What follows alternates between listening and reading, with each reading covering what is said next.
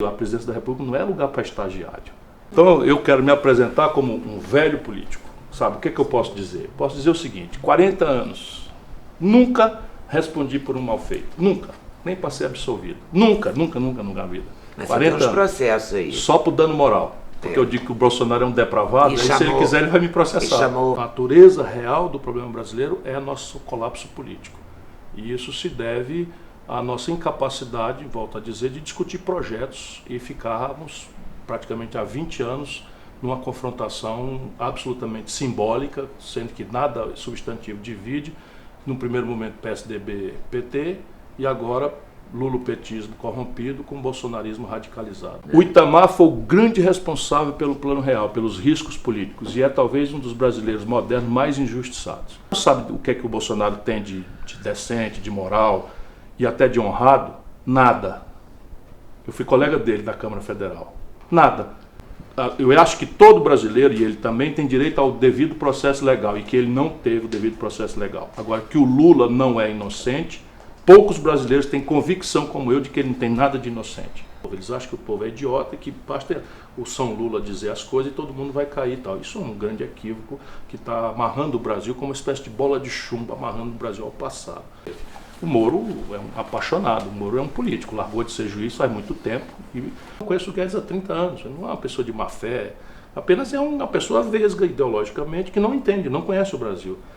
As pessoas acham que é nervosismo, não é não. Eu sou indignado, Leda. Imagina, eu acabei de fazer nessa entrevista a demonstração para você que em 12 meses o Brasil vira o jogo.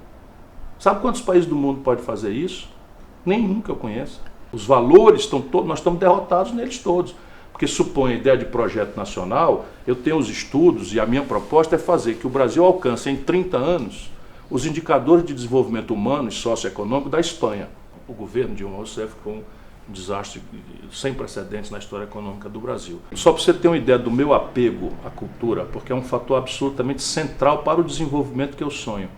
Sem identidade nacional, nós não temos como resolver esse constrangimento de fora para dentro. O problema do Brasil é que nós precisamos substituir esse entrechoque radicalizado de ódios, paixões, por ideias. Né? E as ideias, elas têm que ser feridas pela inteligência e não pelas nossas simpatias e ódios. Eu não quero fazer disso meio de vida, não. Eu não tenho queixas, o povo brasileiro já me deu muito mais do que eu merecia, mas não sei se eu vou disputar mais outra eleição, não. A de 22, sim. A de 22 eu tenho um compromisso se o meu partido ainda assim quiser, mas não sei se disputo mais outra, não.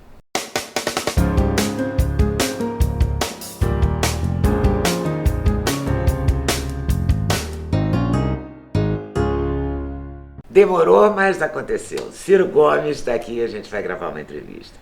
Deputado, governador, ministro, candidato à presidência da República, professor, advogado. Não vou falar o currículo todo, porque olha como é gigante.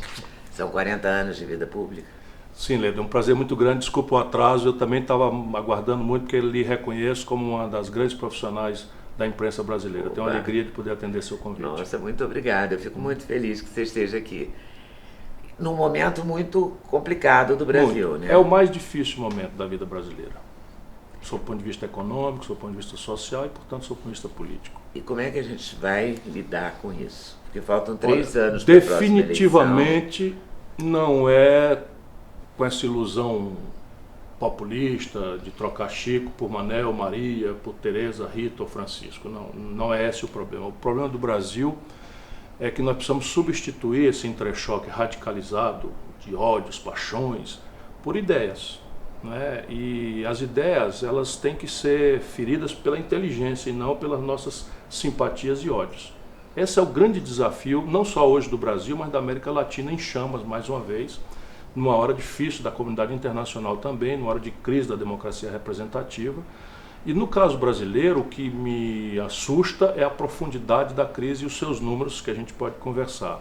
Mas o que me dá esperança é de que o Brasil, entre todos os países do mundo de desenvolvimento retardatário, é aquele que tem mais portas de saída para consertar o seu problema. A natureza real do problema brasileiro é nosso colapso político. E isso se deve à nossa incapacidade, volto a dizer, de discutir projetos e ficarmos praticamente há 20 anos numa confrontação absolutamente simbólica, sendo que nada substantivo divide, no primeiro momento PSDB-PT e agora lulopetismo corrompido com bolsonarismo radicalizado. Isso vai destruir o Brasil. Você acha que o Bolsonaro chega ao final do mandato?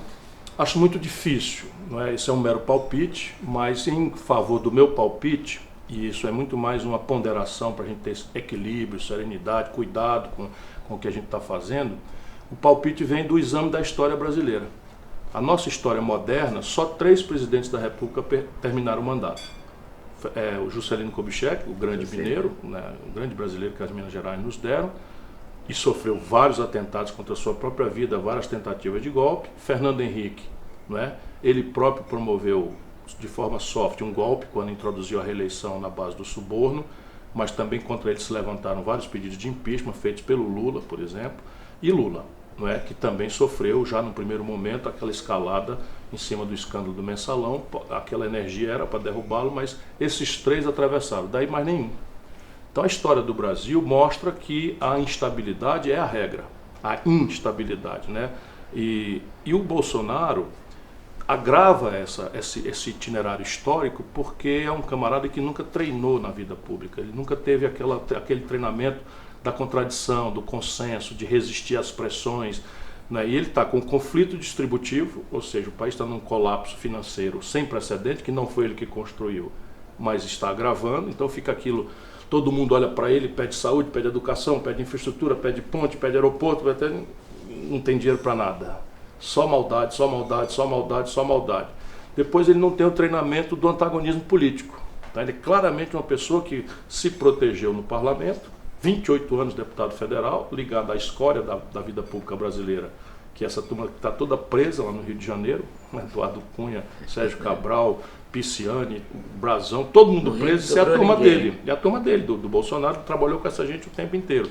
E vai à presidência com um discurso de moralidade, em cima do escândalo generalizado da administração do PT. E ele não consegue entregar essa moralidade, porque tem os filhos, tem ele próprio, enfim, é confusão muita para muito tempo. Eu não consigo ver esse nível de desgaste sendo projetado até lá há 3 anos, o que é perigoso. Nem se a economia melhorar? A economia brasileira não pode melhorar por esse caminho. E pode.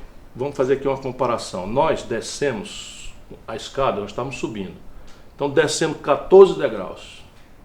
E aí agora nós paramos de descer e ano que vem nós vamos subir 2 degraus. Então vamos subir 2 degraus. Então a sensação de que a crise está se superando vem de paramos de descer, é fato, e de recuperando 2 degraus. Mas só para você ter uma ideia, se a gente crescer 2% ano que vem, que é a melhor hipótese, né? Se a gente crescer 2% ano que vem, nós voltaremos ao nível de produção que o Brasil tinha em 2014, quando o desastre de Dilma Rousseff se implantou no Brasil.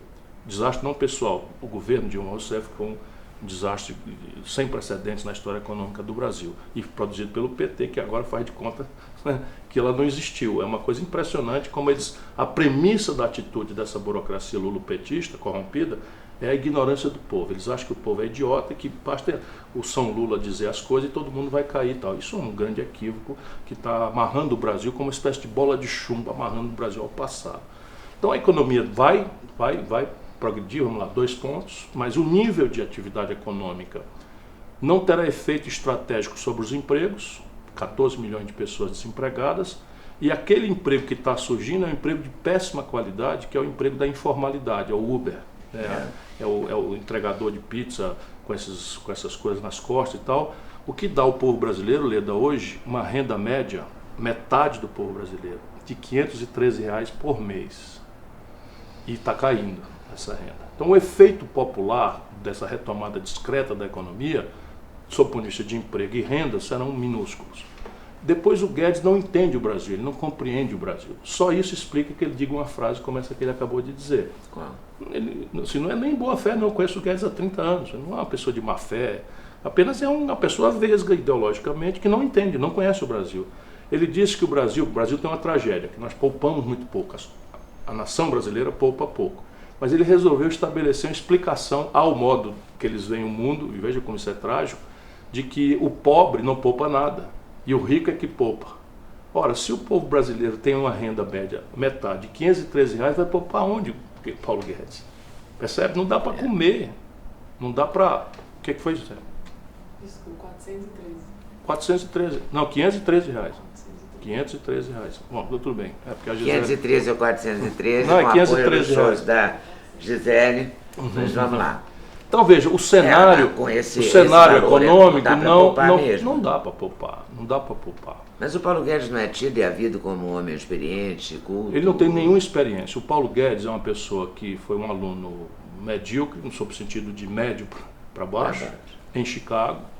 Não tem um papel relevante, vamos dizer, um escrito, um pensamento. Ele, por exemplo, o Pécio Arido, o André Lara Rezende, especialmente o André Lara Rezende, o Edmar Baixa, que são as pessoas que nos ajudaram a fazer o Plano Real, são todas pessoas que têm uma pródiga produção intelectual, acadêmica, original em muitos momentos. O André hoje está pensando ainda de forma muito elaborada e sofisticada. O Paulo Guedes não tem um papel, nem frequentou esse universo. É um aluno que vem de médio, não tem uma produção intelectual e ao voltar entra para a vida de ganhador de dinheiro. Vai fundar banco e vai... O que é que ele sabe fazer muito bem? Especular nas brechas da legislação brasileira, fundos públicos, etc, etc. Isso eu também sei, é porque considero eticamente quase criminoso você fazer essas coisas que se faz no mercado financeiro do mundo e do Brasil especialmente, onde a legislação nunca foi modernizada. E isso é a vida do Guedes. Depois daí para o setor público, nenhuma única experiência. Ele não tem um dia de serviço como secretário, como nada. Nem que sequer assessorou um político academicamente, nada. Nada. O que você acha que deveria ser feito para tirar o Brasil desse buraco? Olha, o Brasil tem duas tarefas. Uma de quem é o buraco? É nosso. Não, o buraco foi produzido pelo lulopetismo, sim, em cima da debacle que o PSDB produziu, em cima do colapso do velho modelo nacional desenvolvimentista. Então veja, entre 1945 e 1980, isso já é um começo da resposta para você. O Brasil cresceu a 6,5% ao ano. E teve anos, muitos anos, que o Brasil cresceu acima de 10 pontos, 14 pontos. O Brasil multiplicou por 100 a sua produção nesse período, por 100. É até hoje prodigamente chamado esse episódio de milagre brasileiro, perpassando vários regimes, da exuberância maravilhosa democrática do Juscelino até o Geisel autoritário e no período militar. Mas aquilo era um projeto.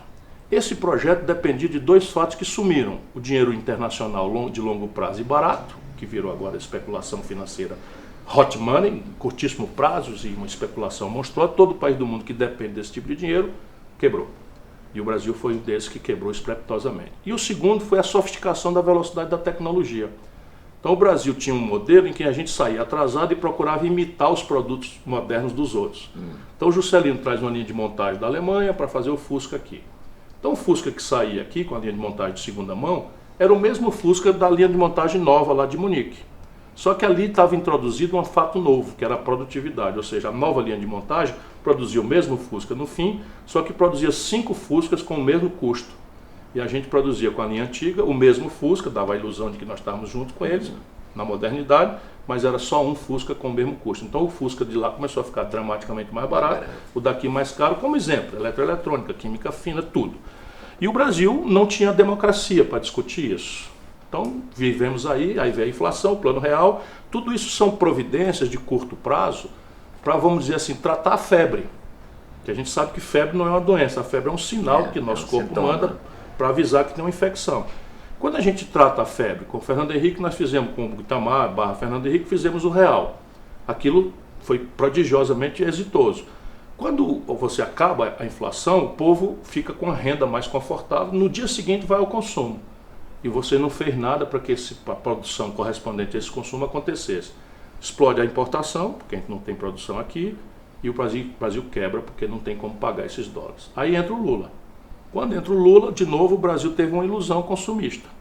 O Lula fez o salário mínimo crescer, o Lula fez o crédito sair de 17% para 55% do PIB, e hoje nós temos o maior endividamento das famílias e das empresas, porque é a ressaca. Quando você toma uma, né, me dizem os que tomam mais exageradamente, estou brincando, quando você toma uma tem um momento de euforia, mas a ressaca é certa. Nós estamos vivendo a ressaca desse ciclo consumista sem a retaguarda da produção. Então o Brasil tinha 1/3 da produção brasileira era industrial em 1980, hoje caiu para 11% e está acabando. Então nós importamos tudo e estamos alimentando a ilusão de que vamos pagar a nossa vida moderna com produtos tradicionais, soja, milho, boi, frango, minério de ferro in natura e petróleo bruto. Né? Então isso é a explicação estratégica. Então nós precisamos de um projeto, e esse projeto no longo prazo tem que estabelecer uma meta e acabar com a crença de que nós vamos ser salvos da nossa tragédia de desenvolvimento socioeconômico pelo capital dos outros. Não tem esse precedente no mundo. Então construir o capital aqui. E aí são várias elaborações. Como é que constrói esse capital aqui? Basicamente, o nível de capital que se constrói numa nação não é uma variável do acaso, é consequência de arranjos, desenhos institucionais que a política, olha, a danada e da satanizada da política, faz ou deixa de fazer. Faz bem feito ou faz mal feito. No caso do Brasil, todas as nossas instituições são desenhadas para a despoupança. Então vamos lá, o Brasil cobra violentamente mais imposto da classe média e do povo pobre do que dos ricos. Por isso que não tem poupança. O Brasil prefere tributar o consumo do que tributar a rentabilidade de patrimônio e de capital, na contramão do que faz o mundo. O Brasil tem um sistema de previdência social, eles falam reforma da previdência, tudo mentira. Daqui 3 anos, anote aí, vai ficar no YouTube, daqui 3 anos nós vamos estar falando da reforma da previdência, porque tudo mentira. Mas o problema da previdência... Você não acredita nessa reforma? Então, não acredito, não estudo profundamente o assunto. Só 3 países do mundo mantêm um sistema puro de repartição, que é o sistema em que a geração que trabalha hoje paga o aposentado que não pode mais trabalhar. A Argentina, o Brasil e a Venezuela. Não me parece ser, neste assunto, boas companhias. Os 3 estão quebradinhos que só arroz de terceira. Por quê? Óbvio da gente entender... O sistema de repartição, ou seja, o que trabalha hoje paga o aposentado, só funciona com 2 pernas que também estão sumindo.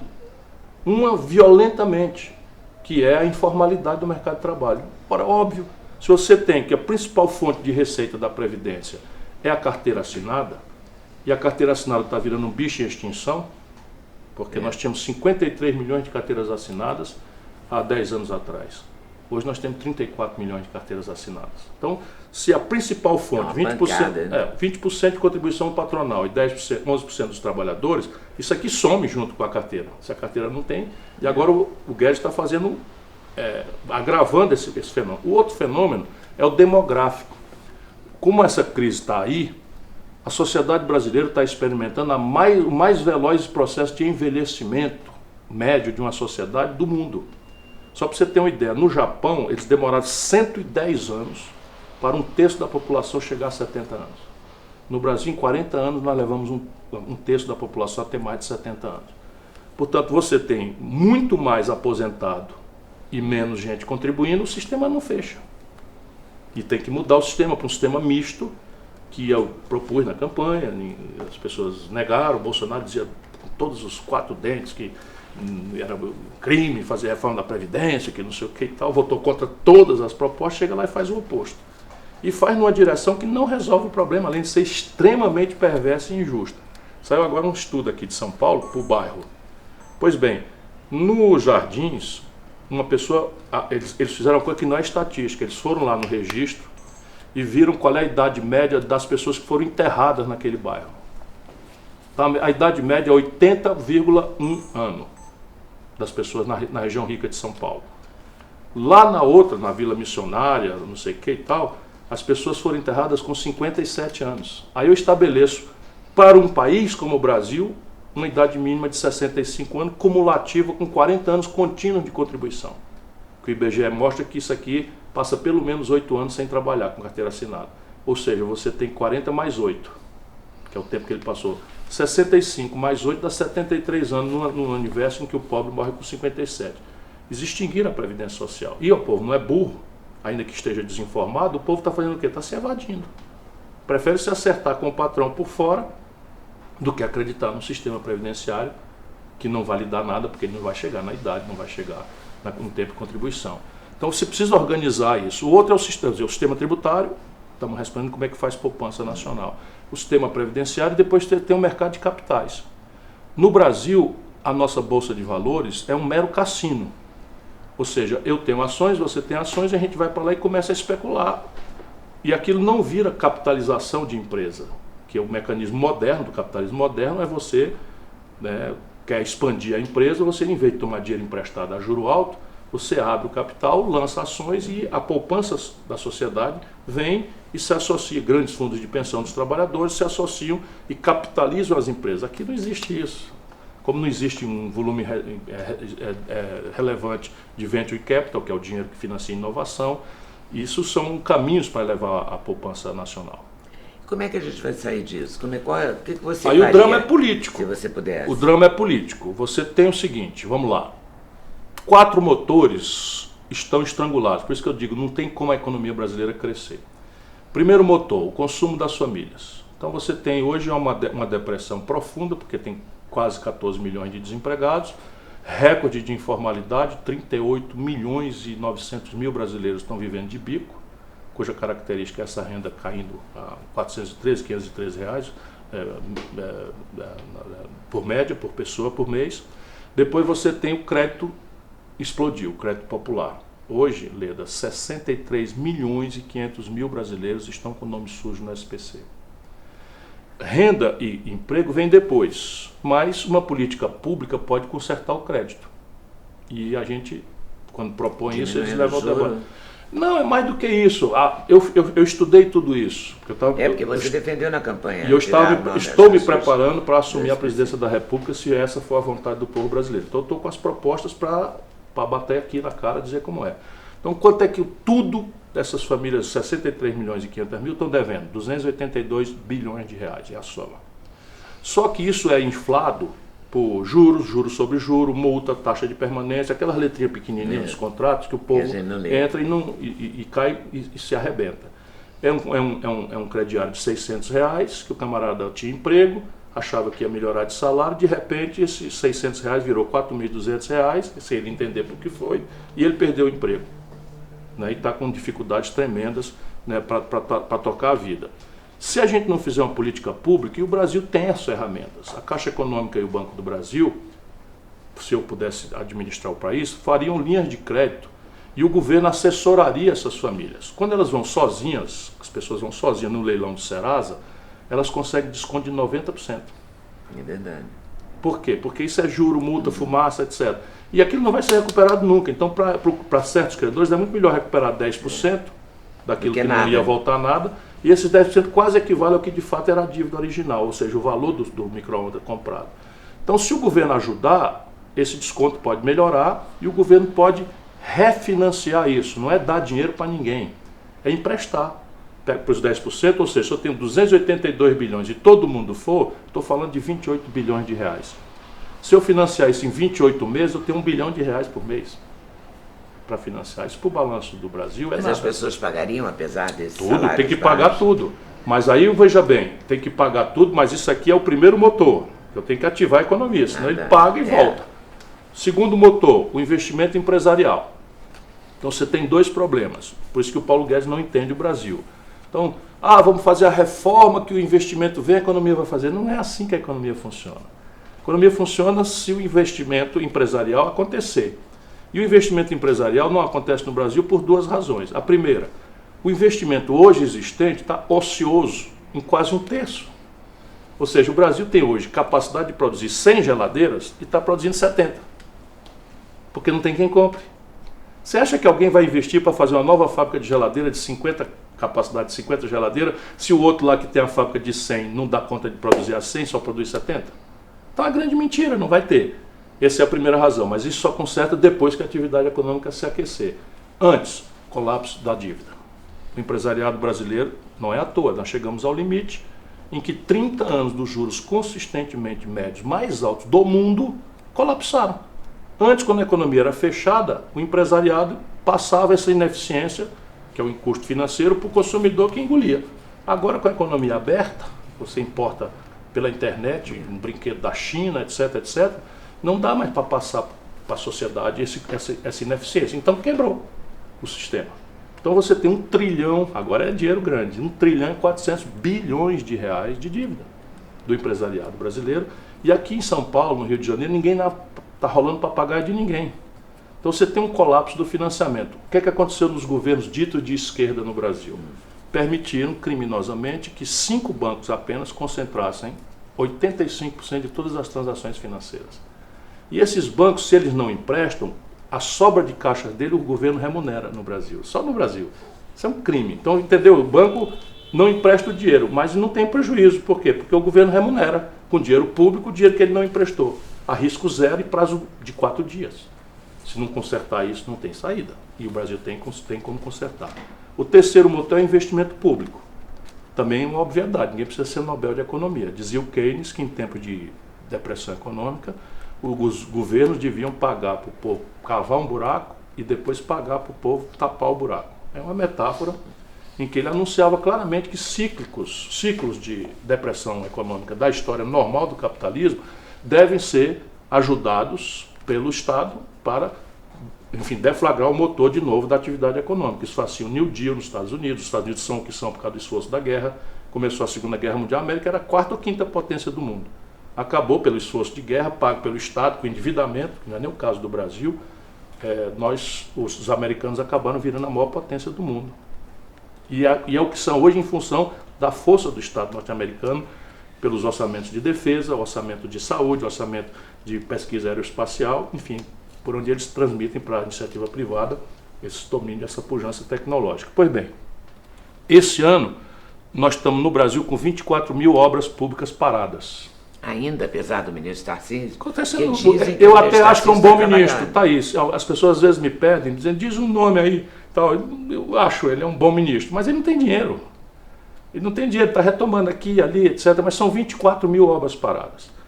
E você tem outras oportunidades que a Europa não tem mais. Por exemplo, metade dos domicílios brasileiros não tem saneamento básico. 14 milhões de pessoas moram embaixo de papelão, de madeirite, não tem moradia. Que são orçamentos, são empreendimentos modulares de escala, que você pode gastar 5, 10, 100, 1000, enfim, não importa nem o insumo, absorve mão de obra com um maior problema de qualificação. Muitos empregos. E assim, só retomando obras paradas, cujos projetos estão feitos, o licenciamento ambiental está feito, algum rolo que tem em Tribunal de Contas, você faz uma força-tarefa, tem muita experiência disso, resolve isso com relativa simplicidade. Mas a pergunta é, de onde vem o dinheiro? Eu estou obrigando os políticos agora a não parar nessa história de dizer como deveria ser. Tem que dizer como vem o dinheiro, para dar a cara para bater de novo. Como vem o dinheiro? Então veja bem, nesse ano o Brasil termina o ano com 130 bilhões de reais de déficit. Todo mundo diz que a Dilma foi um governo ruinoso, eu digo também, mas ela terminou o ano com 80 bilhões de reais de déficit. O Paulo Guedes está com 130 bilhões de reais de déficit, com a menor taxa de investimento da história do Brasil. Só para você ter uma ideia. Mas ele criou essa diferença? Não, eles receberam a crise, não foram eles que produziram, mas estão agravando a crise. Tá. Né? E fazendo contabilidade de maluco. A contabilidade de maluco é o seguinte, você gasta mais do que ganha, e aí começa a falsear isso, mantendo o gasto maior do que ganha, vende a geladeira e faz uma diferença, vende o fogão e faz uma diferença. Daqui a pouco você acaba todo o seu patrimônio e o buraco está ali do mesmo jeito. Já está falando então das privatizações? Sim. Que é você gastar patrimônio para pagar desequilíbrio corrente. Eles estão fazendo isso. O Paulo Guedes queimou 91 bilhões de reais já. E não tem dinheiro, não aguenta pancada. Patrimônio não aguenta pancada desse jeito. Mas vamos lá. Qual é a solução? Tecnicamente, resolve-se isso em 12 meses. 130 bilhões. Como? Que assim, que absurdo. Tão fácil, tão simples. Tecnicamente, simples e simples. Eu vou lhe dizer como, para dar o rosto para bater. O Brasil, quando eu era ministro da Fazenda do Itamar, como o mundo inteiro fazia e faz, menos o Brasil e a Estônia hoje, cobra imposto sobre lucros e dividendos empresariais das grandes corporações. O Brasil não cobra. O Brasil e a Estônia, só 2 países não cobram. O Fernando Henrique revogou, o lulopetismo manteve revogado. Qual é a explicação? Nenhuma. Voltando a cobrar isso, nós podemos arrecadar até 70 bilhões de reais por ano. Acabou a metade do déficit. Esse ano de gravíssimo sacrifício, o Brasil dispensou de cobrar de isenções, renúncias fiscais, sem critério de nada. O mais puro clientelismo, muitas vezes obtido na base do suborno. Só a Dilma deu 86 bilhões de reais de renúncia fiscal no governo dela. Mas sabe quanto foi este primeiro ano do Bolsonaro? 350 bilhões de reais. Vamos supor que a gente faça no Brasil o que nós já fizemos no Ceará. Eu não sou um teórico, eu estou oferecendo experiência para as pessoas, porque também acho que isso é necessário que a gente introduzir. A presidência da República não é lugar para estagiário. Ali tem que ir alguém que já foi treinado, penso. Se não for eu, que vamos achar outro. E com sucesso, com êxito, porque ali é muito difícil, se você fizer tudo direito. Mas vamos lá. Lá no Ceará nós já fizemos, e não aconteceu nada ruim, só bem. Então, hoje é o estado do maior investimento no Brasil, faz 30 anos que não se fala em atraso de funcionário, os funcionários são atualizados todo ano da inflação, aqui em São Paulo faz 4 anos que não reajusta. Pois bem, se a gente cortar a educação também no Ceará, a melhor do Brasil, se a gente cortar 20%, Leda, 20%, vamos deixar 80% desses abusos, vamos cortar só 20%. Sabe quanto é que arrecada? 70 bi.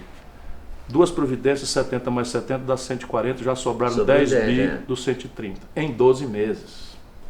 É fácil? Não, porque isso ofende 1% dos mais poderosos do Brasil. Você vai bater de frente com os poderosos. Ok, lá no Ceará a gente cobra 8% sobre as heranças grandes. E o resto do Brasil cobra 4%. Nos Estados Unidos cobra 40%. Então, vejam, essa imensa fazenda chamada Brasil, do agronegócio mundial, recolhe R$1 bilhão de ponto territorial rural, que é o IPTU do sertão. Muito forte, o agronegócio é muito forte. O que eu estou dizendo é que, tecnicamente, em linha com as melhores práticas internacionais, dentro do marco capitalista, sem nenhuma ruptura, só coisas absolutamente triviais e óbvias para a gente fazer, eu estou achando o dinheiro aqui já sobrando para a gente consertar as contas do Brasil. Nosso problema é político. Por que político? Porque a direita atende a esses interesses minoritários. E a esquerda entrou e manteve esses privilégios. A esquerda não... A esquerda velha, tradicional, o lulopetismo manteve. Os bancos cresceram muito. Quem concentrou em 5 bancos apenas foi o lulopetismo. Quem manteve esse sistema tributário mais regressivo, ou seja, cobra muito mais dos pobres do que dos ricos, também foi a esquerda no Brasil. A esquerda não, que até isso foi corrompido, né? Isso foi a conversa fiada da esquerda, que é a esquerda que a direita adora. É aquela que anestesia os movimentos sociais, né, com políticas sociais compensatórias, distribui a migalha do banquete, e a grande fortuna do banquete é para uma minoria.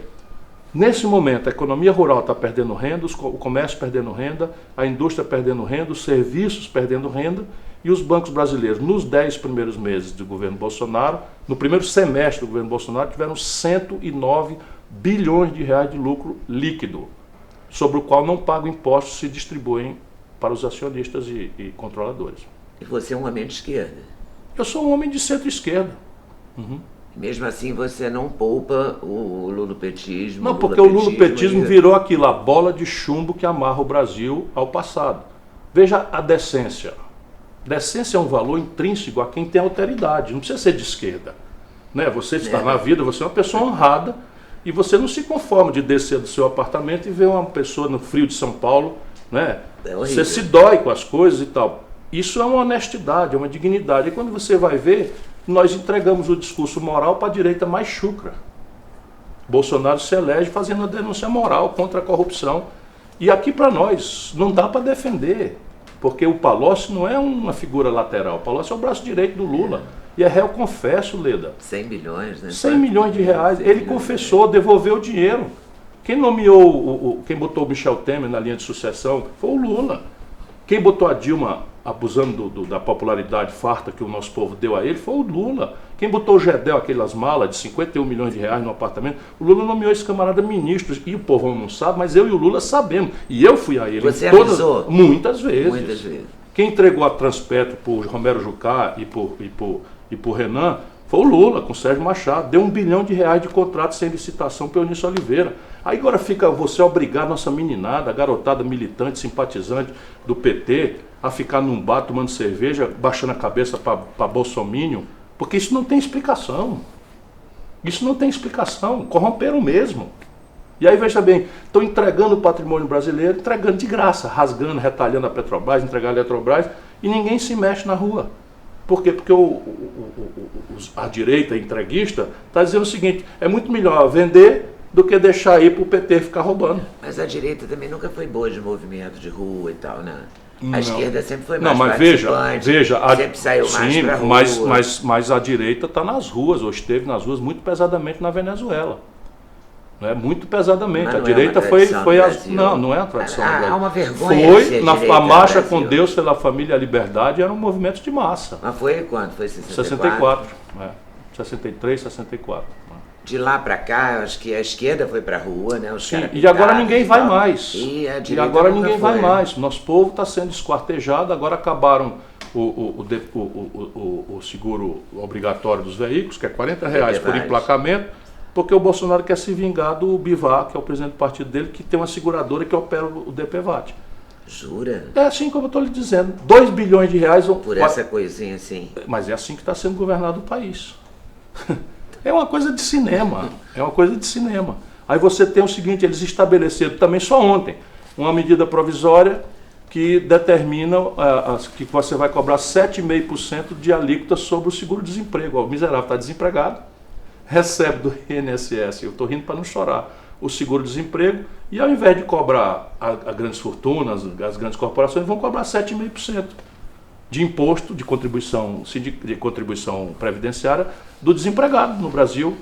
Essa é a questão bíblica, a que o senhor você quer servir. E aqui no Brasil, infelizmente, os dois lados da mesma moeda só servem aos de cima. Você seria um candidato de centro-esquerda? Na verdade, eu acho que o povo devia olhar para mim e perguntar se eu tenho experiência, se eu tenho decência demonstrada e se eu tenho capacidade de formular uma ideia que todo mundo compreenda como praticável. E aí pouco importa se eu sou isto, aquilo ou aquilo outro. Eu sou de formação de centro-esquerda, mais para a esquerda do que para o centro. Porém, o Brasil não pode ficar na mão de um presidente da República que impõe a sua ideia. O que é que nós precisamos fazer? Precisamos de um projeto em que as pessoas votem nas ideias, porque tudo que é sério, Leda, demanda tempo. E você não pode ficar como Evo Morales, 16 anos a mesma pessoa.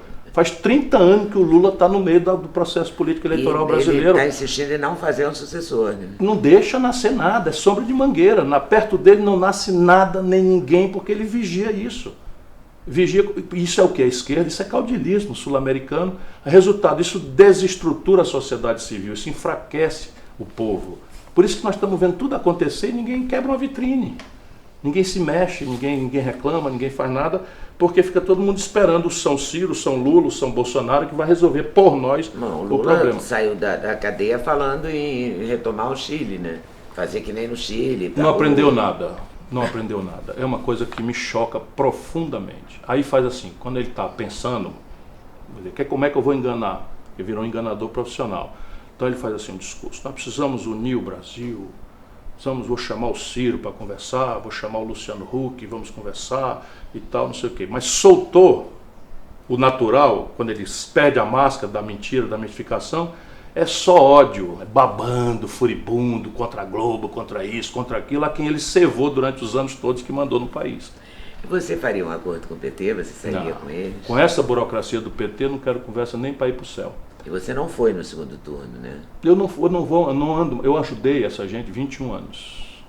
21 anos. Você tem pouco importa, uma história. Pouco importa. Fui candidato, é bom lembrar disso. Eu nunca fui petista, não é? Fui candidato em 98, não tendo condição de ser eleito, eu apoio o meu vizinho no segundo turno.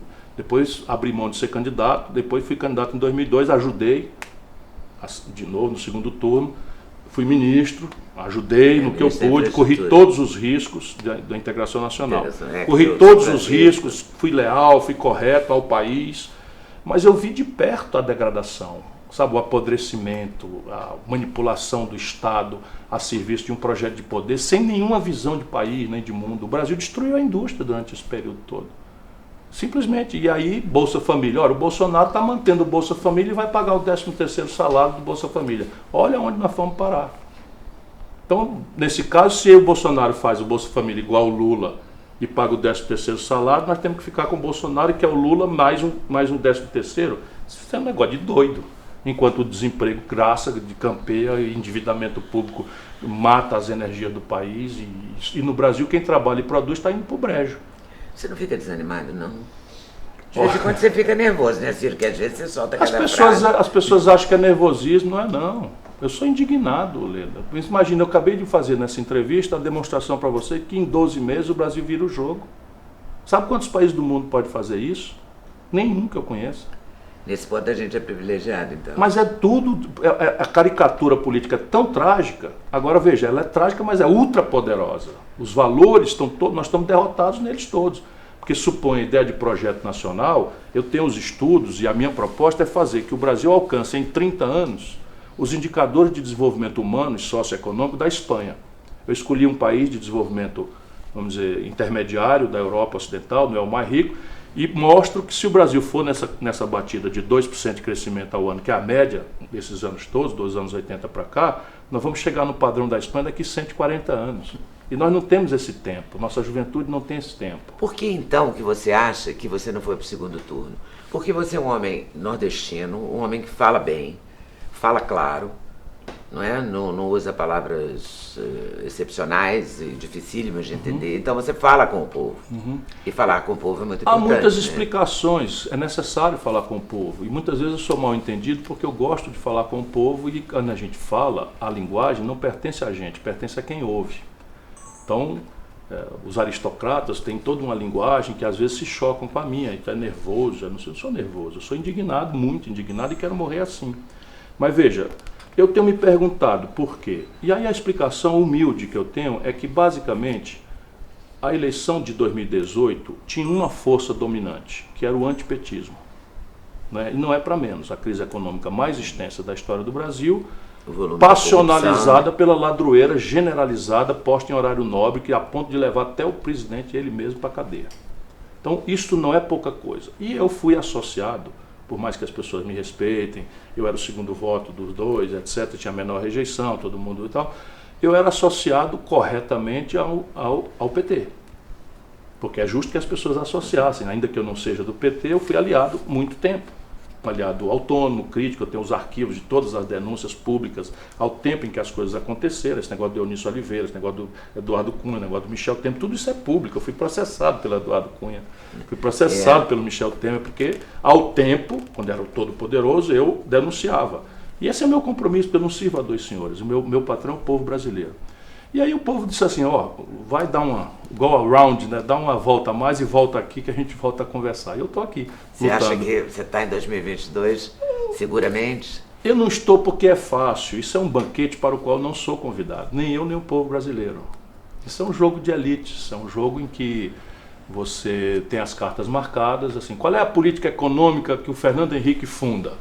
Câmbio flutuante, meta de inflação, superávit primário. Qual é a política dos anos Lula? Meta de inflação, câmbio flutuante, superávit primário. Qual é a política do ano Temer? Meta de inflação, câmbio flutuante, superávit primário. Qual é a política do Bolsonaro e do Guedes? Câmbio flutuante, meta de inflação. Percebe? A briga no adjetivo.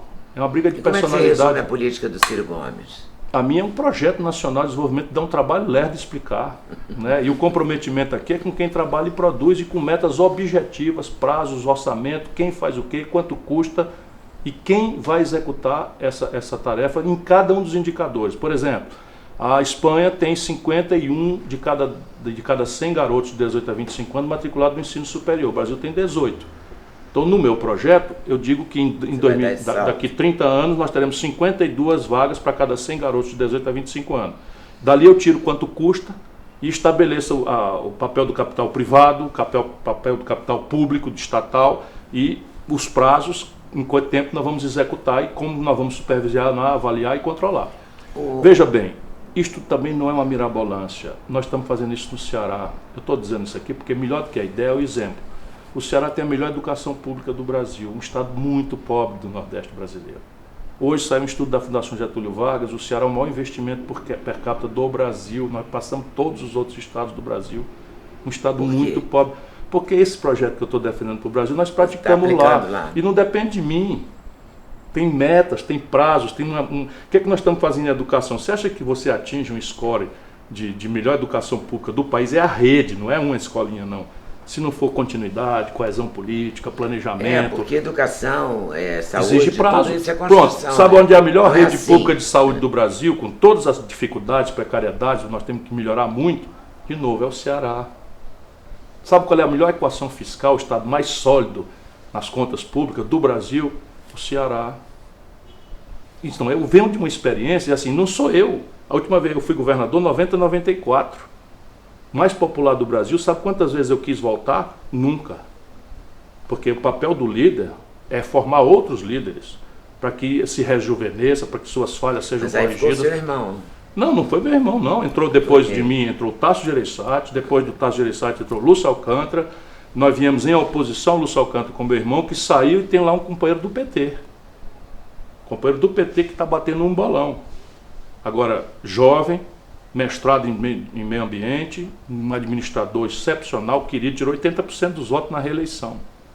Isso é um projeto que encantou toda uma geração. Você imagina uma reeleição que o Haddad tirou 16% em São Paulo para a reeleição contra o Dória, que é essa figura, para mim, ridícula. O Haddad tirou 16%. Lá nós tiramos 80%. E olha que é um povo politizado. Nenhum de nós tem uma TV, nenhuma rádio, sabe? Nenhum de nós é empresário. Pelo contrário, nossos adversários poderosos é que são os donos das rádios, das TVs, dos jornais. Não temos nenhum.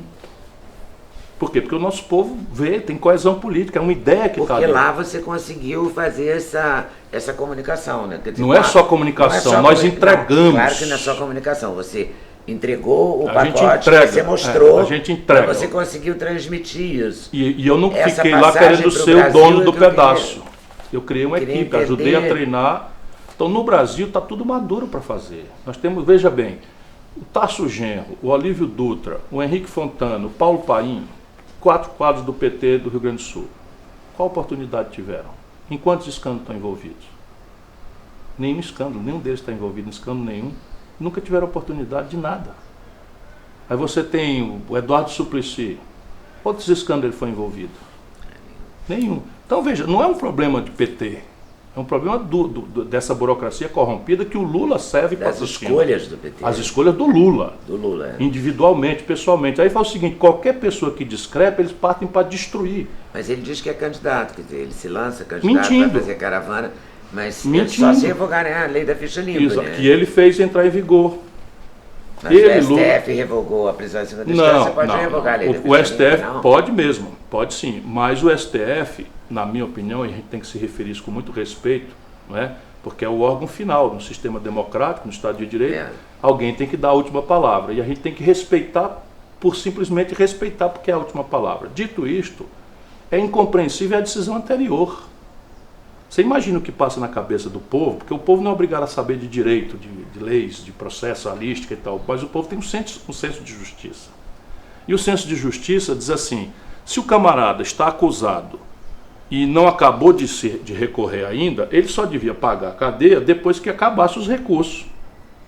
Isso é o sentimento de justiça que está escrito na Constituição brasileira e nas Constituições no mundo inteiro. Só que no Brasil a nossa elite é tão salafrária que inventou aqui, somente aqui, 4 recursos para crime comum.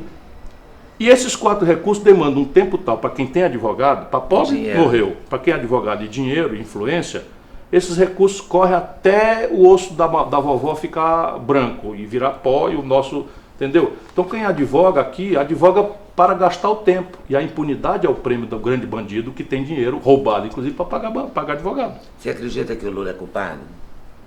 Eu acho que todo brasileiro, e ele também, tem direito ao devido processo legal, e que ele não teve o devido processo legal. Agora, que o Lula não é inocente, poucos brasileiros têm convicção como eu de que ele não tem nada de inocente. Por quê? Porque eu fui a ele e disse... Ele não é inocente, mas não é culpado? Não, peraí um pouquinho. Quem disse que ele é culpado ou não é o tribunal. E para fazê-lo, o tribunal e os juízes têm que dar a ele a garantia do devido processo legal. E ele não teve esse devido processo legal, na minha opinião. Não teve.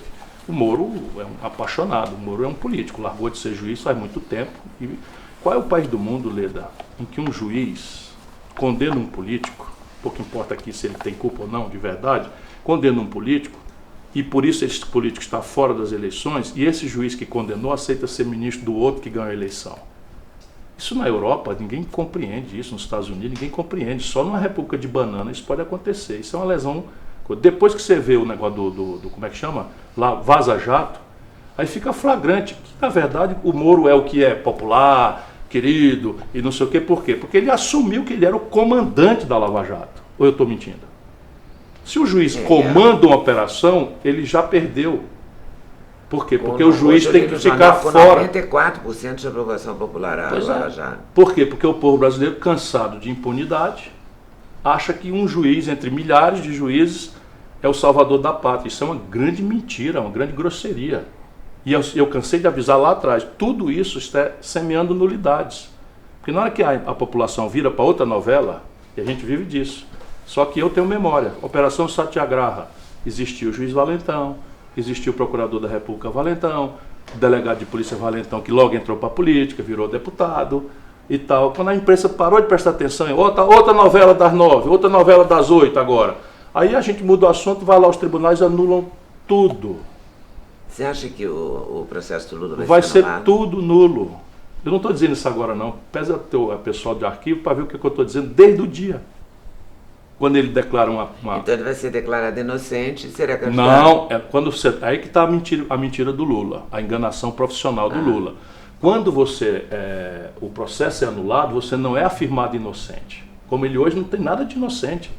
Ele está aí porque existe mais 2 graus de recursos e ele continua condenado. Continua sem poder ser candidato. Pelas coisas, apenas vai aguardar em liberdade a tramitação dos outros recursos. Isso é o que é a verdade, não tem nada de inocente. E se for anulado, como eu acho que se for pelo melhor direito, vai ser anulado, conforme eu previ muitas vezes, e o bolsonarismo fanático, o maurismo fanático, o lavajatismo fanático, nunca quis ouvir, dizer, a pressa é inimiga da perfeição. Vai lá, faz tudo errado, todo mundo fica feliz da vida, o bofe satisfeito, e tá tudo nulo. E o cara vai sair sendo culpado com atestado de inocente. Sem ser, porque o que faz? Anula e começa tudo de novo. Aí começa tudo de novo significa o quê? Mais 8, 10 anos, aí prescrição. Esse é o nosso triste país. Enquanto isso, sabe o que aconteceu com o garoto pobre da periferia do Brasil? Política carcerária da esquerda, dita esquerda brasileira. Quando o Lula tomou posse, havia 270 mil presos no Brasil. Hoje tem 720 mil pessoas presas. Razão básica, porte de pequenas quantidades de droga. E no dia seguinte, sem cometer crime violento nenhum, entram para a cadeia e são obrigados a se filiar a uma facção criminosa terrivelmente perigosa e viram soldados perigosíssimos da violência mais banal. Sabe quantas mulheres foram estupradas oficialmente no nosso país, 12 meses oficialmente levantados? 66 mil. Isso é a barbárie que nós estamos entregando para os nossos filhos. Mas esse é o país que a gente está vivendo. Mas ou a gente bota a mão para consertar isso, ou se será um ex-país. E essa questão moral? O Bolsonaro tem a questão, ele foi eleito por várias razões, né? Contra a corrupção, etc, etc, mas também teve uma questão moral, que é a família, os filhos, não os filhos do Bolsonaro, tá? Antes que me jogue uma pedra por isso, estou falando dos não aceite patrulhamento, você é livre e você ganhou esse lugar pelo seu valor. Eu não estou aceitando mesmo. Claro, não aceite mesmo. Mas as famílias, aí tem toda uma questão moral, uma questão religiosa. Sim. Por trás dessa, ou junto com essa questão anticorrupção. Isso é uma importação muito gravemente impertinente, que foi trazida para o Brasil por um camarada meio tenebroso chamado Steve Bannon, que assessorou o Bolsonaro em direção a comprar a presidência da República Brasileira para o Trump. E conseguiu, né? Cooptou, o Bolsonaro é um aliado vassalo, não defende os interesses do Brasil, faz tudo que o Trump manda e quer, e o Brasil vai pagar um preço muito amargo. Se você quiser, eu desdobro esses argumentos com números, com coisas, fatos, para não parecer uma subjetividade. Mas qual é a ideia terrivelmente esperta do Bannon que ninguém tinha visto ainda? Os políticos tendemos a falar o politicamente correto para buscar ganhar as maiorias. Então a gente meio que pasteurizou o discurso, que é uma pesquisa de opinião, o povo está com quais prioridades? Educação, saúde, emprego, segurança. Aí todo mundo está, emprego, saúde, educação, saúde, segurança e tal. O Bannon vem com a seguinte genialidade: você não precisa falar para todo mundo. Você tem que trocar o ambiente onde as pessoas estão agastadas e você tem que falar para um grupo que é suficiente, mobilizado, agressivo, para lhe dar a posição relativa do segundo turno e depois a negação dos seus valores afirma os seus valores. E nesse momento esses seus valores são os majoritários. Vou explicar. Então é o seguinte, vamos pegar o Crivella recentemente. O Crivella é um prefeito do Rio de Janeiro. Como é que a gente avalia um prefeito na tradição? Você já foi prefeito. Eu já fui prefeito. Você sabe que o prefeito de Fortaleza. Eu sei bastante bem. Então, como é que você avalia um prefeito?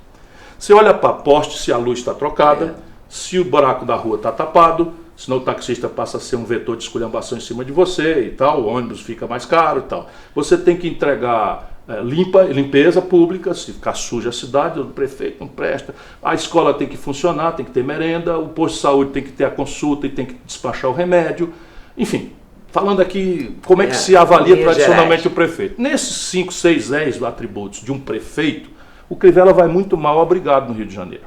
Muito mal obrigado. O que é que ele faz? Que aí fica a esquerdinha bobinha, que só serve para aperfeiçoar esse negócio.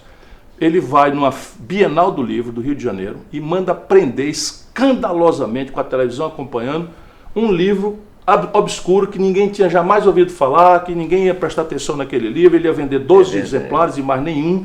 E ele vai lá e prende espetacularmente esse livro porque continha uma gravura de 2 garotos se beijando. E o Crivella, então, agora passa a ser muito atacado e ele se defende dizendo: eu estou defendendo os valores morais da família e da cristandade.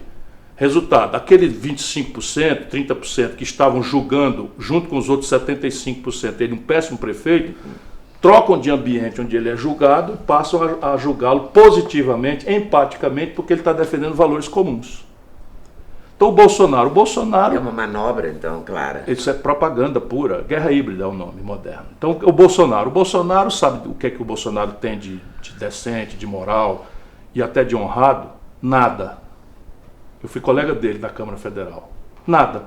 Bolsonaro, por exemplo, eu não censuro nada, eu estou falando ele. Eu acho que mais importante é você ser feliz, sabe? Mas o Bolsonaro tem 3 casamentos. Bolsonaro usou o dinheiro, vou botar aspas aqui para poder citar uma frase que é dele, não é minha. Quem quiser duvidar de mim, vai no YouTube. Bolsonaro, aspas, disse que usava o auxílio moradia para comer gente. No sentido sexual vulgar do termo. Comer gente. O Bolsonaro disse que é isso, né? O Bolsonaro disse num programa com um detetor de mentira que fez zoofilia. Isso aí não tem coragem nem de dizer as expressões. Bolsonaro é um depravado. Bolsonaro é um depravado. O Bolsonaro tinha 6, isso aí quando eu era deputado federal, todo mundo sabia. Tinha 6 funcionários fantasmas que nunca pisaram no gabinete dele só para assinar o recibo e ele botar o dinheiro no bolso. Tinha um irmão aqui na Assembleia do Rio de São Paulo, ganhando sem trabalhar, morando no Rio. Ensinou essa mesma coisa para os filhos e depois conectou-se com as milícias. Bolsonaro é um depravado, estou lhe dizendo, do seu ponto de vista moral. Jura? Um depravado. Você acredita que ele tem uma ligação efetiva mesmo com as milícias? Eu acredito não. Eu afirmo para você que a mãe e a irmã do foragido, inculpado, corréu do caso Marielle Franco, trabalhavam no gabinete do Flávio Bolsonaro, na Assembleia do Rio. Eu afirmo, sem medo de errar, que o executor do crime morava numa casa vizinha dele e tinha fotografias com ele. Eu afirmo que as investigações do Ministério Público do Rio de Janeiro alcançaram essas conexões e o Queiroz, que era lugar-tenente deles, tem 10 homicídios nas costas e em julho desse ano que vem vai sair um documentário do Padilha, que me autorizou a devassar essa informação que ele me deu, que prova que o Queiroz, esses Anderson e esses 5 andavam juntos. E por que eles estão fazendo? O que eles conseguiram eliminar? Então esculhamba o Supremo Tribunal Federal, porque bota o Lula na rua, mas não dizem nada de que o mesmo ministro que deu o voto de Minerva para soltar o Lula foi o ministro que deu uma incrível, data máxima vênia, liminar, impedindo a investigação do Flávio Bolsonaro. Lá na minha cidade, lá no meu interior, ministro Toffoli. Uma liminar, proibinar na minha comunidade, diz que quem não deve não teme. Como é que se eu for suspeito de qualquer coisa, eu quero preferência na investigação? Eu quero severidade, eu quero muita pressa na investigação para que eu volte a andar de cabeça erguida na rua sem suspeita de ninguém. Pois o Flávio Bolsonaro e o Queiroz estão sem poder o desmembramento da investigação do Ministério Público. Agora, o Bolsonaro, Leda, o Bolsonaro diz que se apropriou das fitas do condomínio antes que alguém fizesse alguma fraude. Deixa eu botar um pouquinho de luz aqui. Se o Bolsonaro não tem nada a ver com isso, por que ele se interessou em pegar essas fitas? Compreende? Ele alega que então vamos supor as fitas. Então vamos supor que estou medo de alterar por quê? Eu, por exemplo, não estou preocupado com isso. Vou fazer uma caricatura. Por que eu não estava preocupado com isso? Porque, afinal de contas, alguém podia alterar as fitas e dizer assim, foi o Ciro Gomes que mandou matar a Marielle. Eu não estava preocupado com isso, não fui lá atrás dessas fitas. Não, você não morava no condomínio, está exagerando. Ok, por que ele não faz pelos expedientes da lei uma ação cautelar que entra na justiça dizendo, olha, eu tomei notícia aqui que tem esse assunto assim, assim, assado, e eu exijo que a justiça faça uma produção antecipada de prova para ficar certo. Isso é que se faz no direito. Não, vai lá e faz. Que isso? As conexões são flagrantes, percebe? Não creio que seja assim, o jornalismo da Globo, acho que foi apressado em associá-lo à morte da Marielle, mas a ligação dele com as milícias é flagrante, isso não dá para esconder. Aliás, ele já propôs homenagem. No dia que a Marielle morreu, foi o único dos 13 candidatos a presidente da República, eu estava lá, que não repudiou o crime. O matador recebeu uma medalha por iniciativa do Flávio Bolsonaro. Sabe, o velho Brizola dizia, tem cara de jacaré, rabo de jacaré, couro de jacaré, orelha de jacaré, se não seja jacaré tem orelha, boca de jacaré. É jacaré, meu filho, é jacaré. O Brizola era muito expressivo, né? Era uma grande figura, né? Fui colega dele, olha o meu privilégio. Era uma figura extraordinária o sapo barbuda dele, né? É dele, a expressão. Mas quando eu te perguntei das questões morais, eu também pensei na coisa de educar filho. Não, deixa, por exemplo, a questão religiosa, estrito senso. Religiosa. O Bolsonaro se afirma católico. O Bolsonaro, eu vi a cena dele sendo batizado no Rio Jordão por um pastor desses neopentecostais. Na verdade, essa cena está no YouTube também. Ele faz o quê? Ele explora a religiosidade do povo com o maior despudor e descompromisso. Eu que tenho uma solenidade, a minha fé cristã é tão forte que eu tenho uma solenidade. Eu tenho uma solenidade. Imagina se eu vou para um templo, vou dizer, evangélico e me deixo batizar sendo de outra denominação ou sendo de outra coisa. Percebe? Eu respeito muito essas coisas, que é a religiosidade do povo. Mas é o Bannon. O Bannon ensinou isso. Então, olha, quando você vai para a política, isso é um barulho na cabeça do povo. Política é tudo bandido, mentiroso, privilégios, luxos e tal. Fala de nova política. Nova política. 28 anos de deputado federal, ligado ao que mais não presta da vida pública brasileira, se apresenta. Eu teria que passar óleo de peroba na cara para ter uma cara de pau de chegar com nova política. Como é que você está lidando com essa antipatia ou essa implicância do povo em geral com políticos? Porque você é um político de 4 costados. Sim, assim, pois é. Eu quero me apresentar como isso. Eu sou o velho político. Ministro. Então eu quero me apresentar como um velho político. Sabe, o que eu posso dizer? Posso dizer o seguinte, 40 anos, nunca respondi por um mal feito. Nunca. Nem para ser absolvido. Nunca na vida. Mas 40 anos. Processos aí. Só por dano moral. Porque eu digo que o Bolsonaro é um depravado, e se ele quiser ele vai me processar. E chamou o Fernando Holliday de capitão do mar. Pois é. Umas coisas assim. Agora isso daí... Aí que eu falei que você às vezes fica nervoso, você falou que não. Você acha que é nervosismo isso? Não sei. Não tem nada de nervosismo. Você imagina um negro usa a sua negritude para chocar a opinião e dizer o seguinte, que dia da consciência negra é uma besteira, tem que fazer um projeto revogando. Imagina se eu, Ciro Gomes, me elejo vereador de São Paulo e faço uma proposta para revogar o dia da consciência negra. Do que me chamariam? Você de racista? Claro. Aí um negro propõe. Você acha que isso não é um oportunismo?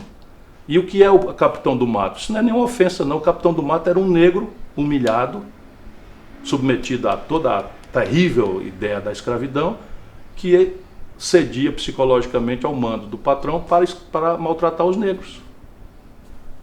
Exatamente o que ele é.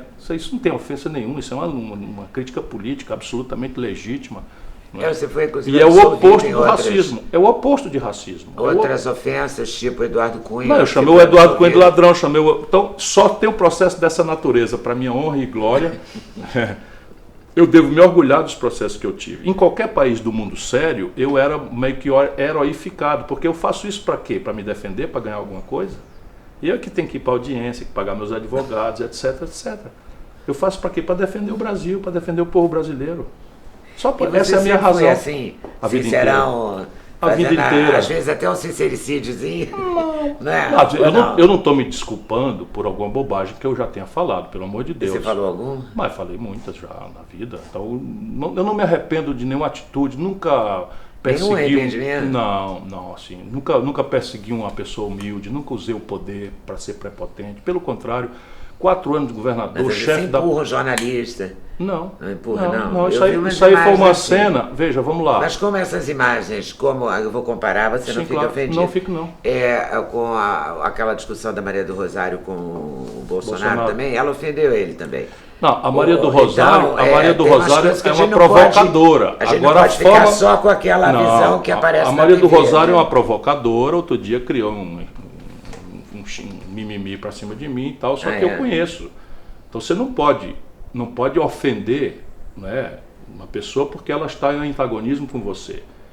Então o que o Bolsonaro disse é um disparate criminoso, porque 66 mil mulheres foram estupradas e um homem público não pode relativizar uma tragédia dessa. E isso foi o que o Bolsonaro fez, embora ela tenha provocado, porque ela é uma provocadora, gosta muito de aparecer nas costas dos outros, e o Bolsonaro caiu como um patinho. Ok, não estou fazendo isso. Mas comigo é o seguinte, não, comigo é assim, a cena que circula. Então eu chego em Macapá, ninguém sabe, eu estou avisado de que o Romero Jucá disse que era para eu não ir lá. Porque eu já chamei ele de corrupto não sei quantas vezes, líder do governo Lula, do governo Fernando Henrique, Lula do governo Temer. E Dilma também, né? Do governo Dilma. E eu antagonizando essa gente. Por quê? O que eu ganho com isso? A não ser meu compromisso com o povo brasileiro. Então, vou lá e tal, e chego, não deu outra. Chega um camarada que se apresenta de jornalista, porque sabe que tem que ter uma coisa para entrar no grupo. E vem claramente me agredir. Claramente. E eu não fiz nada, só falei, sai daqui que você é um provocador e Romero Jucá é um bandido mesmo, e papapá, e acabou. Aí filmam, para minha sorte, um jornalista que hoje está na Globo News e era do Estadão, estava cobrindo o mesmo grupo, era candidato a presidente, e ele no mesmo dia esclareceu. Eu cheguei antes disso, o jornalista, e vi o cara dizendo que tinha chegado lá para o pessoal preparar as câmeras, que ele ia me provocar para ser feito. Aí eu, sim, lembrando que eu não tenho sangue de barata. E eu tenho Você é pavio curto? Você diria isso? Não sou pavio curto, mas é o seguinte, eu não gosto de andar com segurança. É verdade. Eu dirijo meu próprio carro. E tal, eu nunca fiz mal para ninguém. Então eu tenho que me garantir. Tem medo? Não tenho medo de nada. Nem nesse tempo de... Não tenho medo de absolutamente nada. antagonismos, assim? Não tenho medo de nada. Porque tá um tempo de muita raiva, né? Muitos ódios. Mas aí, de novo, eu se garanto, como diz o Gael, meu pequenininho, eu se garanto. E aí eu me garanto como? Eu não tenho segurança, o jeito é eu fazer eu mesmo. Percebe? Se for necessário. Mas eu nunca usei arma, enfim. E você não é a favor do porte de arma? Não, sou contra. A arma é um instrumento de morte. Ponto. Não é de defesa? Eu sou a favor da vida. Não, sabe por que não é de defesa? E você é contra o aborto ou a favor do aborto? Porque ninguém pode ser a favor do aborto, Leda. Mas deixa eu explicar o problema da arma. A arma é assim, o bandido tem um fator surpresa, que a ele, somente a ele pertence. Então o que adianta você estar com a arma na bolsa e você, de repente, o bandido bota a arma na sua cabeça e diga, passa a bolsa. Vai ficar mais uma arma na rua. Porque o que você tem que fazer é entregar a bolsa. Porque se você for catar o revólver na bolsa, você já levou um tiro na cabeça. Sabe com quem aconteceu isso? Com Jair Messias Bolsonaro.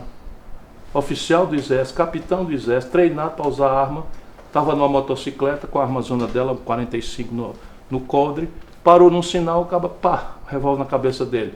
Mijou nas calças e entregou a arma. Grande valentão o seu Jair Bolsonaro, entregou a arma, mais uma arma circulando no Rio de Janeiro. E já tem tantas, né? Agora, mudando de assunto para uma parte mais, digamos, que os jornalistas chamam de humana, quantos filhos você tem? Eu tenho 4. 3 do primeiro casamento e o Gael agora. O Gael tem quanto? O Gael vai fazer 4 anos agora, dia 16. Beijo, meu filho lindo. É linda? É muito linda. E já tem neto, não? Tem uma neta de 7. Maria Clara, que é a coisa mais fofa do mundo. E você é um paizão? Como é que você é como pai? Olha, eu vou lhe dizer, a única coisa que me abala na luta é a saudade que eu tenho dos meus filhos, dos meus netos, da minha netinha. Assim, pelo meu gosto, já estava na hora de me ficar agarrado com eles e vendo as proezas e tal. Você acha que você vai ficar um dia agarrado com eles? Ou você vai seguir na vida pública? Não. Os meus amigos não gostam que eu diga, mas eu não quero fazer disso meio de vida, não. Eu não tenho queixas, o povo brasileiro já me deu muito mais do que eu merecia, mas não sei se eu vou disputar mais outra eleição, não. A de 22, sim. A de 22 eu tenho um compromisso se o meu partido ainda assim quiser, mas não sei se disputo mais outra, não. Agora ou é para ganhar... Ou 22 ou sai fora? Tá na hora, né? Quantos anos você tem, Ciro? 62. Acabou de fazer aniversário. 62, dia 6 de novembro agora. 62 Aliás, anos. muito obrigado aí pelos carinhos todos que recebi. Muitos carinhos? Muitos. Bom, né, carinho? Bom demais. Para fechar, políticos brasileiros. A gente começou, antes da entrevista começar, falei com ele que eu era itamarista. E ele foi ministro do Dr. Itamar, e eu aprendi a chamar de Dr. Itamar com meu pai, capa da Bíblia, isso, então não vou mudar de ideia, não. Foi ministro do Itamar, foi um dos responsáveis pelo Plano Real. Né? O Itamar foi o grande responsável pelo Plano Real, pelos riscos políticos, e é talvez um dos brasileiros modernos mais injustiçados, porque a inflação no Brasil era uma negociata. Era uma loucura. E ele criou o ambiente político e bancou todos os riscos para fazer o Plano Real. Você era o Recupero, né? Foi o Recupero e depois eu. E você? E foi complicado fazer o Plano Real? Teve que enfrentar, como você teria que enfrentar hoje, os grandes empresários, o negócio, as grandes Quando eu assumi o Ministério da Fazenda, Leda, eu era, mesmo para o empresariado, eu era o garoto prodígio da política brasileira. Vinha do Ceará, Prêmio Mundial de Combate à Mortalidade Infantil, eu zerei a dívida do Estado do Ceará, a dívida mobiliária, com 20 anos de antecedência. Fui ao mercado e comprei essa dívida para proteger o Ceará, até hoje os efeitos. Então, eu comprei 20 anos de antecedência, eu paguei a dívida do Estado e guardei os títulos no Tesouro para alguma hora precisar e tal. E fui fazendo as coisas e tal, eu muito novo, eu sou até hoje o mais jovem governador eleito na história do Brasil, com 32 anos de idade. 32? No real... Você foi alguma coisa com 29 também? Prefeito de Fortaleza, que é a quinta maior cidade do Brasil, e já tinha sido deputado 2 vezes. Então, veja, eu sou um velho político. A nova política é o Bolsonaro, é o Dória. Eu sou o mais experiente, o mais treinado, não tenho uma mancha na minha vida pública e toda a vida fui o mais popular. Então, se quiser, meu currículo é esse. Qual vai ser o maior adversário de 22? Bolsonaro, Dória, Huck? Não dá para ver. O que vem por aí é tão caloroso, tem um poder de combustão tão grande que eu estou muito angustiado com a crise brasileira e seus desdobramentos a curto prazo, né? Duvido que o Bolsonaro consiga, enfim, levar o país em paz, em tranquilidade. Você acha que ele não tem menos mandato? Acho muito difícil. É um palpite, volto a lhe dizer, mas a história brasileira conspira em favor do meu palpite, como eu já lhe disse. Então, veja, o meu maior adversário segue sendo a ignorância e essa polarização adjetiva. Então, é o seguinte, é o lulismo despolitizado, porque existe aí uma fração do nosso povo, com razão, que tem uma lembrança gostosa, que melhorou de vida, o salário mínimo melhorou, o crediário melhorou, e de repente tudo se perdeu. Então tem essa lembrança, que é uma lembrança passadista, né? E que não tem ideia de que isso aí foi a migalha de uma montanha de grana que foi entregue para os barões, para os ricos, o sistema tributário que cobra dele, por exemplo, uma diarista do Ceará, não sabe, quando ela atende uma ligação, ou faz uma ligação, servente de pedreiro, 40% do preço da conta do pré-pago é imposto. Isso no governo do PT, tá? Percebe? Então, as pessoas não percebem. Então, esse olhar para o passado é meu maior inimigo. Se o Brasil aceitar discutir o futuro e obrigar que todos os candidatos apresentem não suas lindas personalidades, mas as ideias, para ver se aquilo tem fundamento, dizer quanto custa, de onde vem o dinheiro, qual é o prazo para aquilo realizar, a gente pode fazer uma revolução no Brasil. E é isso que eu tenho gana de fazer, né? De juntar o povo brasileiro num grande esforço de produção, de trabalho, de parcimônia, nada desse consumismo infelicitante que está matando o planeta Terra, que está desorientando a juventude. A gente precisa, enfim, eu ouvi hoje uma frase do Mangabeira, que é um professor de Harvard, muito meu amigo, escrevi um livro junto com eles, assim, que o Brasil espera, né, que os brasileiros, que o Brasil tem direito de esperar e exigir dos brasileiros uma coisa, grandeza. E é isso que nós precisamos, nos livrar dessas miudices odientas e amorosas e apaixonadas, para perseguir o objetivo do Brasil, o destino do Brasil, que é um destino de grandeza. É um destino vitorioso, você acha? Um dia? Nós temos todos os ingredientes. Eu nasci nessa história do Brasil do futuro, seria maravilhoso, eu cresci mas nisso. Veja. E aí eu cheguei nisso. Mas veja, eu não vou buscar esse exemplo na China de hoje, que é um espetáculo. Não vou buscar esse exemplo na Coreia do Sul de hoje, eu vou buscar no Brasil. Então veja, é evidente que você não pôde testemunhar, mas os livros de história demonstram. Você no Juscelino Kubitschek é inacreditável, como símbolo do que eu estou querendo dizer, de um Brasil que pode dar certo e fazer todo mundo acreditar e pegar junto. O Juscelino foi presidente 5 anos, é inacreditável você olhar para trás e dizer, porra, o Juscelino só foi presidente 5 anos, uma vez só. Sim, só foi presidente 5 anos uma vez só. Aí fica essa petezada fanática, o Lula, o maior presidente da história do Brasil, não calça o sapato. sabe? Não calça o sapato. E aí o Juscelino fez um governo, pá, o Brasil crescendo 14% ao ano, pá. Aí o que acontece? Bossa nova na música. É um ritmo celebrado no mundo inteiro. Cinema novo no cinema, Festival de Cannes, o Brasil ganha, bicampeonato de futebol. Em 5 anos o cara foi bicampeão de futebol. Porque tudo começa a se engrenar e aquela energia, isso está aí. A energia existe, né? A energia ajuda. Isso está aí, percebe? E você ajudaria a cultura? Centralmente. Porque você é a favor, você vai ao teatro, vai ao show. Sim, claro. Veja, eu sou... E o Ceará é um manancial de atores, sabe o que eu fiz? De humoristas. Só para você ter melhor do que boas ideias de humoristas, de músicos, enfim, de tudo. Nós vivemos porque somos um ato de teimosia. Nossa geografia é muito hostil e o cearense vive orgulhoso de ser o que é pela nossa identidade cultural, pelo nosso artesanato, pela nossa cozinha, enfim, os melhores cozinheiros de São Paulo são cearenses, né? Enfim. Não só de São Paulo. Mas veja, do Rio também, vai por aí. Só para você ter uma ideia do meu apego à cultura, porque é um fator absolutamente central para o desenvolvimento que eu sonho. Sem identidade nacional, nós não temos como resolver esse constrangimento de fora para dentro. Sabe, a avassaladora cultura do consumismo norte-americano, que entra por todos os buracos que a gente tem no cérebro, para entrar no cérebro. Se a gente não afirmar muito fortemente a nossa identidade cultural, e a estética, a arte tem um papel indispensável, mas todas as outras expressões, especialmente o vanguardismo estético, tudo isso tem um papel. E eu penso tanto assim, que eu era governador do Ceará e o Festival do Rio, Festival de Cinema do Rio, que é o mais importante festival, talvez junto com o Gramado, o Festival do Rio anunciou que não ia acontecer por causa daquele tempo de Collor e que não tinha grana e tal. Eu quer saber? Liguei para o Barretão, que é cearense, Luiz Carlos Barreto. Luiz Carlos, oferece aí para fazer o Festival do Rio aqui em Fortaleza. Aí, como assim, Ciro? Mas é Fest Rio e tal, não tem problema. Faz o Fest Rio em Fortaleza.